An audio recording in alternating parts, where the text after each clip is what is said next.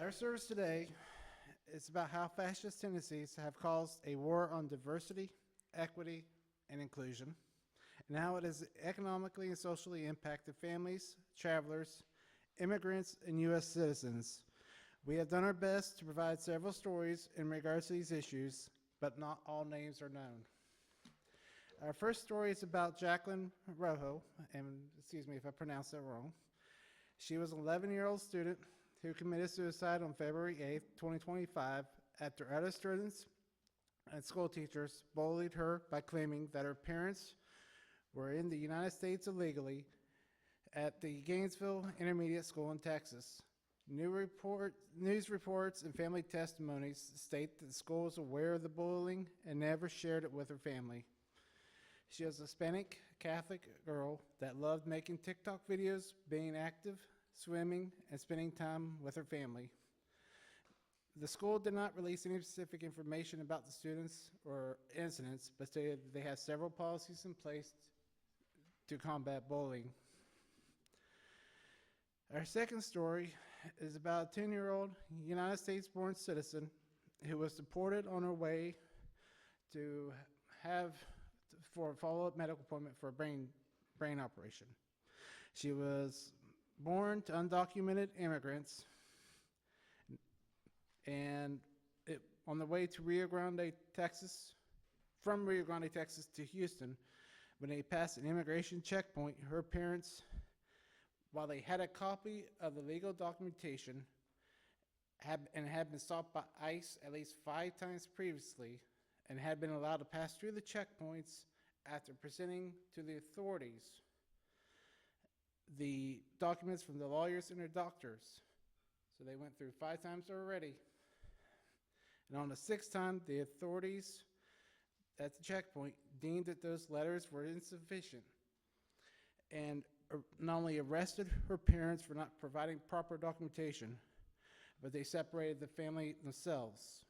The family attorneys stated that the undocumented parents had no criminal history, and after being detained, the mother spoke with NBC News and stated that authorities separated them from her daughters, husbands, and sons, and within hours, CBP agents loaded the family into a van and dropped them off in Mexico.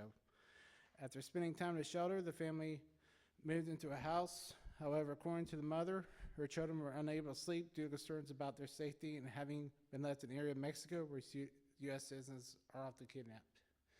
Keep in mind, what happened here was the parents were undocumented illegal immigrants, but she was born in the United States and thus a United citizen. The third story is over 200 Venezuelan migrants were deported to El Salvador despite a federal injunction in which the administration was directly ordered by the United States federal court to have the planes turned around mid-flight and brought back to the United States.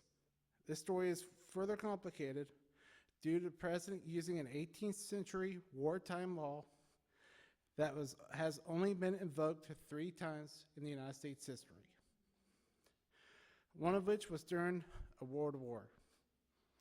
The Trump administration has also been appearing to not be, sorry about that. The Trump administration has also not been appearing to cooperate with the federal judge. Jackie may have more information in regards to legalities of this issue when she comes up. Our fourth story is that Jasmine Mooney, I don't know if anybody remembers American Pie. She's a Canadian actor that was kidnapped by ICE for 2 weeks for a work visa. She had a legal work visa and was put into an ICE detention center without a chance to talk to a lawyer. The NAFTA work visa, which allows Canadian and Mexican citizens to work in the United States in specific professional occupations, and it goes without saying that she didn't have a criminal record when I was looking online. After a long interrogation, the officer that told her that it was seemed shady that her work visa hadn't been properly processed, The officer also claimed that she couldn't work for a company in the United States that made use of hemp, which was one of the beverage ingredients. The officer themselves revoked her visa and told her that she could still work for a company from Canada, but if she wanted to return to the United States, that she would need to reapply.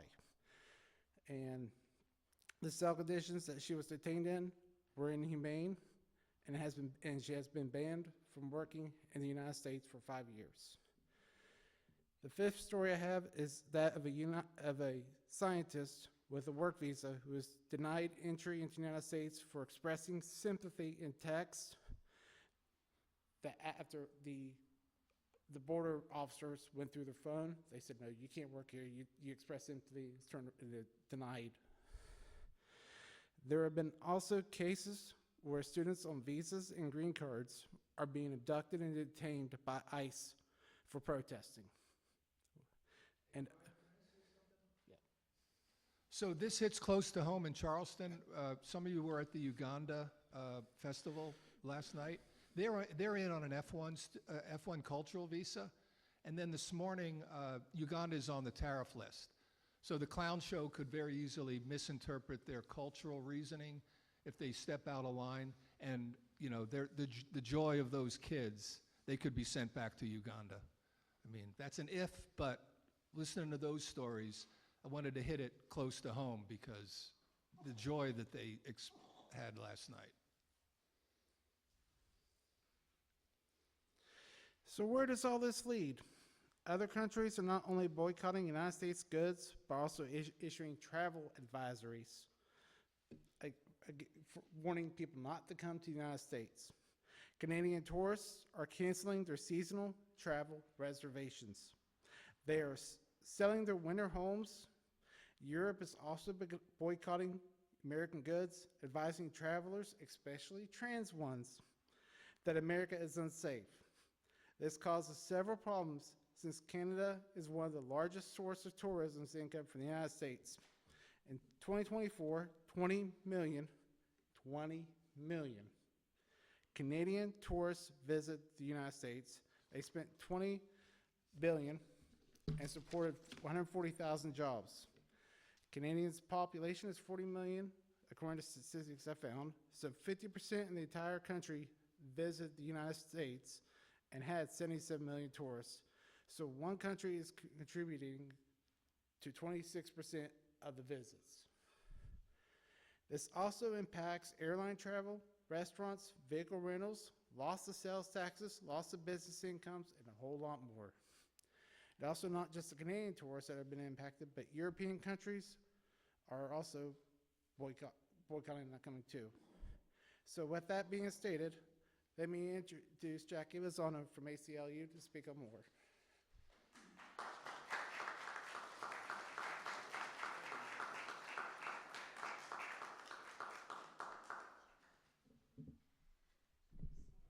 Little people here. Good morning.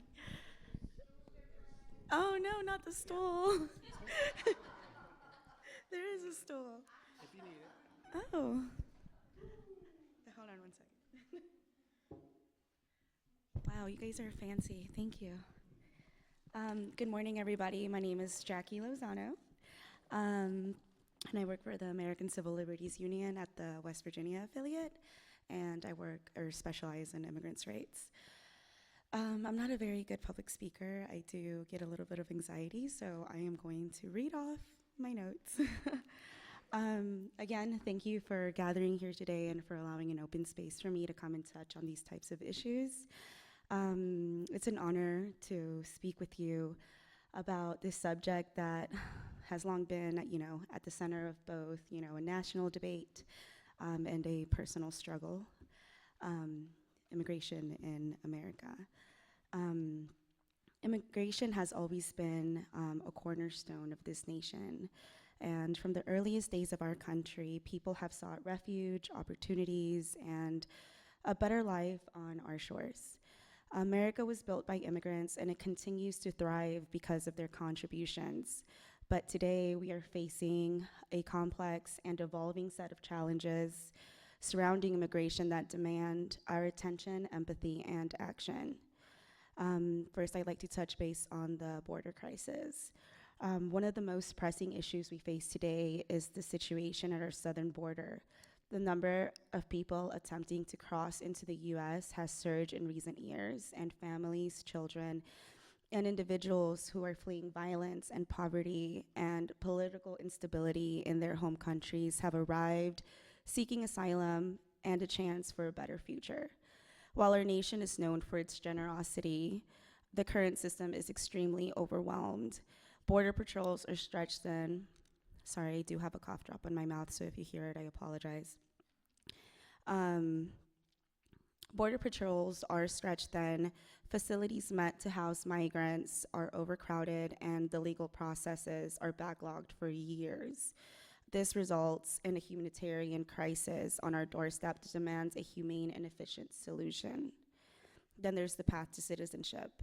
In the US, there are millions of individuals living in the shadows, undocumented, but contributing to our society. These are workers in agriculture, healthcare, construction, and countless other industries that are critical to the daily functioning of our economy. Many of them arrived as children or have been here for years, and yet they live in fear of deportation. This is where reform is needed. It is essential that we offer a pathway to citizenship for those who have already contributed and want to become a part of the fabric of this country. And we must not allow fear and uncertainty to dictate the lives of those who call America home. With the DACA program and Dreamers, I myself am impacted by this program. I'm a dreamer myself. The full name is the Deferred Action of Childhood Arrivals, and that's what DACA stands for. It's a bright spot in our immigration system, and it allows undocumented young people like myself, who are often referred as dreamers, to stay in the US and work legally. These individuals come to the country as children with no real choice in the matter and have built their lives here, yet their future remains uncertain, as DACA's future is often into a legal limbo, and DACA is now illegal in the state of Texas. We must come together to protect these young people and provide them with a path to citizenship. A lot of us are doctors, teachers, and innovators. By denying us the right to fully participate in society, we are not only harming them, but we are also depriving our nation of future leaders. Sorry, there's just so much to the immigration world right now. I'd like to talk about the economic contributions and the workforce. We need to consider the critical role that immigrants play in our economy. They make a significant portion of our workforce, filling jobs in industries where there are labor shortages. Immigrants contribute billions of dollars to the economy every year, and without them, we would face severe challenges in sectors ranging from agriculture to technology. And we can see that very close to home here in West Virginia. At the same time, we need to ensure that our immigration system is sustainable. This means balancing the needs of the labor market with the security of our borders. A robust and fair immigration system will allow us to continue benefiting from the contributions of immigrants while protecting our country's interests. So the solution to these issues is not easy, but it is clear. We need a comprehensive immigration reform. This reform must provide a fair and clear pathway to citizenship, protect the rights of all immigrants, and ensure our borders are safe and secure. Such a reform should also focus on improving the efficiency of our immigration courts and legal processes, addressing the root causes of migration, and ensuring that families are treated with dignity and respect. It is crucial that we find a balance that upholds our values as a nation of immigrants while safeguarding our communities. As we look into the future, let us remember that immigration is not a political issue, it's a humane issue. It's a human issue. It is about people's lives, about people's hopes and dreams. It is about the families that want a better future, the workers who build our economy, and the children who want to grow up safe and free. We are a country built on the idea that anyone, regardless of their background, can come here and contribute to a shared future. To deny this opportunity to those who seek it is to deny the very values that make this country great. Let us come together to create an immigration system that reflects our nation's best ideals, compassion, opportunity, and justice. The time for meaningful change is now. There has been an attack on immigrants' rights with the new administration that has come in. Today, we are here to speak about one of the most difficult chapters in the fight for immigrants' rights, the Trump administration. Under President Donald Trump, our nation saw a deliberate and sustained attack on immigrant communities. He founded his race and his candidacy attacking immigrants and vulnerable communities. The policies and rhetoric of the past administration left deep scars, but also ignited a renewed sense of urgency and solidarity among those of us who are committed to justice and human rights. From the moment that President Trump took office, his administration made it clear that immigrants would be among its primary targets. His approach to immigration was rooted in fear and divisiveness, often portraying immigrants as threats to our communities, economy, and security. We saw this in his repeated calls for a border wall, his attempts to end the DACA program, and his policies of family separation and zero tolerance at the United States-Mexico border. These actions, motivated by hate and fear, were designed not to protect us, but to demonize vulnerable people. Let's be clear, the Trump administration's policies were not just about securing borders or enforcing laws. They were about using immigrants as scapegoats for political gain, stoking division, and stripping away the rights and humanity of millions of people who call this country home. The separation of children from their parents at the border was not just policy failure, it was a moral failure.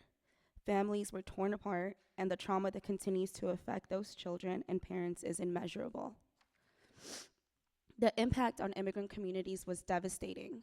For dreamers, young people who grew up here, built lives that contributed to our society, the threat of losing DACA loomed large. Many lived in constant fear of being deported to countries they had never known. For undocumented immigrants, the raids, arrests, and deportations escalated.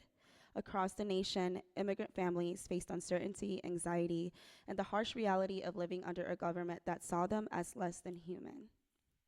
Moreover, the administration made it even harder for people to seek asylum in the United States. Policies like the Remain in Mexico program and the so-called public charge rule, which penalized immigrants for using public benefits, created an environment where immigrants were denied the opportunity to build a better life for themselves and their families. These policies did not just harm individuals, they undermined the very ideal that what America stands for. Thank you. I myself have had a very difficult time, especially now. I am a single mother, a DACA recipient, and my son's sole provider. Unfortunately, a lot of us have had to take measures where we are starting to prepare for the worst. We are looping in our families, making sure that we have temporary custody agreements, making sure that his documents are in order. He is a US citizen. He's actually native to West Virginia. And it's not a great time for us who are directly impacted. And oftentimes just hearing people and our lawmakers, when we even try to speak to them, they can't really look us in the eye and tell us why they support those kinds of policies without telling us that they don't even view us as human. And with that, I want to go into what's going on in our state change and an awful bill that is currently being presented at our state legislature. It's called House Bill 2894. This bill has drawn concern among immigrant advocacy groups for several reasons. While the bill is focused on addressing human trafficking, its potential negative impact on immigrants, particularly undocumented individuals, is very significant. And here are a few key reasons why this bill is harmful to immigrants in our state. Number one, it's targeting undocumented individuals. It specifically involves, specifically classifies undocumented folks as quote unquote illegal aliens, which is a legal term often used in a derogatory or negative context. By singling out undocumented individuals in this manner, this bill contributes to a climate of fear, distrust, and making immigrant communities feel targeted and marginalized. The second thing, it excludes victims of human trafficking. So even though it's a human trafficking bill, it's not actually including victims of human trafficking.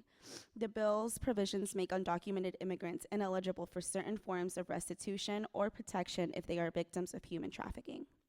This exclusion could prevent vulnerable individuals from seeking help or reporting their abuse out of fear of deportation or legal consequences. If undocumented immigrants are excluded from assessing victim support services, this could embolden traffickers and create an environment where victims are less likely to come forward. This bill also puts in a fear of law enforcement. Immigrants, particularly those who are undocumented, already have fear of law enforcement due to potential deportation. This bill could increase that fear, leading to a reluctance of reported crimes, including human trafficking, because individuals might fear they will be penalized for their immigration status rather than being protected. This undermines the goal of combating human trafficking by pushing victims further into the shadows. It also undermines the trust between immigrant communities and authorities. It can damage relationships between immigrant communities and law enforcement.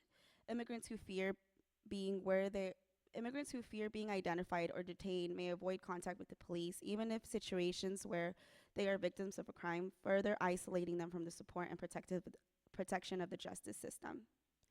There's also a potential for increased exploitation. By discouraging undocumented individuals from seeking help, this bill could advertently increase their vulnerability to exploitation. Human traffickers may exploit the fear of authorities, knowing that undocumented victims are less likely to come forward and cooperate with law enforcement. And there's also the broader social and economic impact of this bill. Its discriminatory policies against undocumented individuals can have broader negative consequences, not just for immigrants, but for the state as a whole.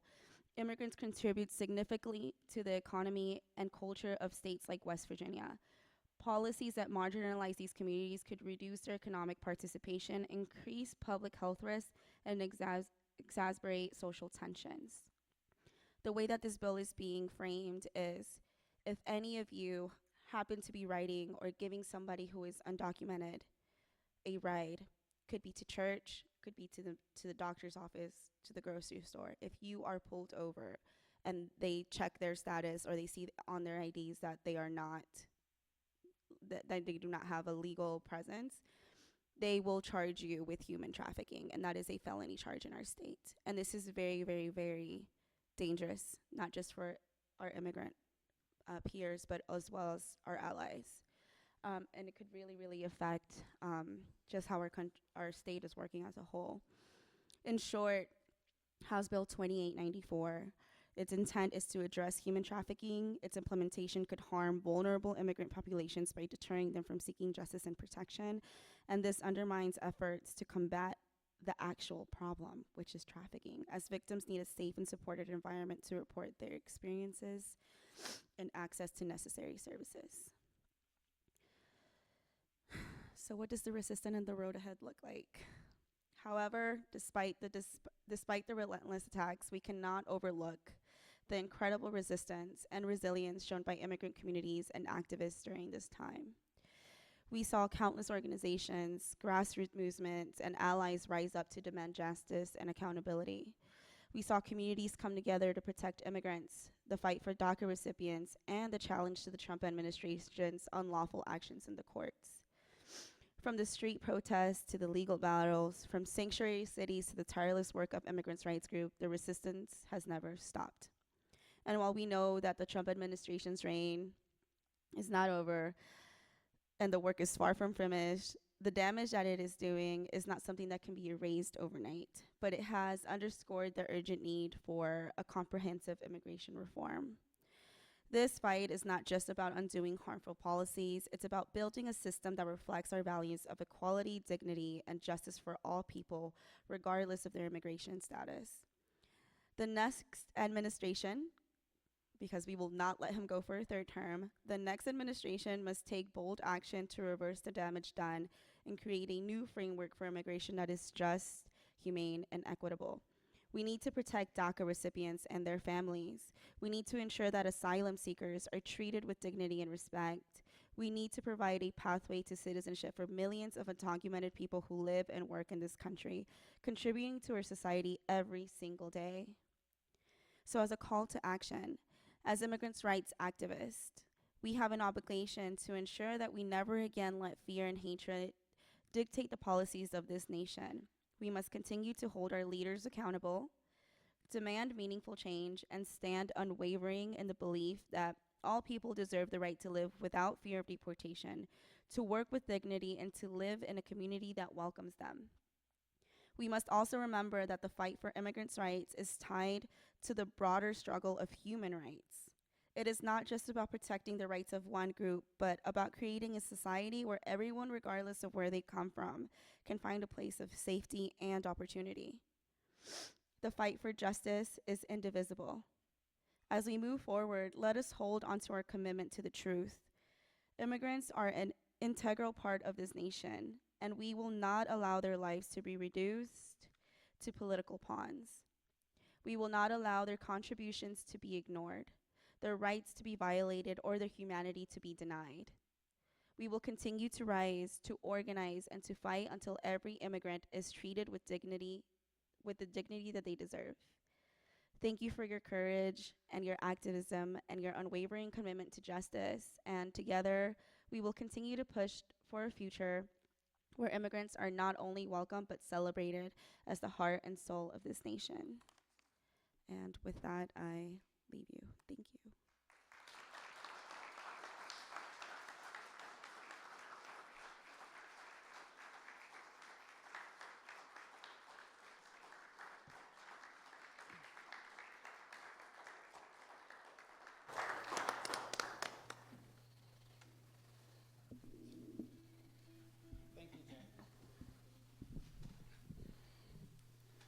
Thank you, Jackie.